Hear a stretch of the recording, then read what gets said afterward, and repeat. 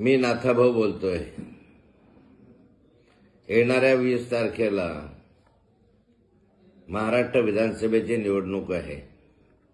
या निवडणुकीमध्ये रोहिणीताई खडसे या तुतारी वाजवणारा माणूस या चिन्हावर उभे आहे। माझी विनंती आपल्याला राहणार आहे की यापुढे मी निवडणूक न लढवण्याचा निर्णय घेतलेला आहे। मी गेले अनेक वर्ष आपल्या सोबत आहे। गेले अनेक वर्ष आपणही मला सहकार्य केलेले आहे। आपल्या सुखदुःखामध्ये मी सहभागी झालेलो आहे। कोणतीही जात धर्म न पाहता मी सर्वांना मदत करण्याची भूमिका आतापर्यंत पार पाडलेली आहे। तब्येतीच्या कारणास्तव या पुढची निवडणूक कदाचित मी पाहणार की नाही पाहणार हे तर ईश्वरच ठरवेल। कारण पुढच्या निवडणुकीमध्ये मी असेल नसेल, पण या निवडणुकीमध्ये मी आपल्याला विनंती करणार आहे की रोहिणीताई या निवडणुकीमध्ये उभ्या आहेत।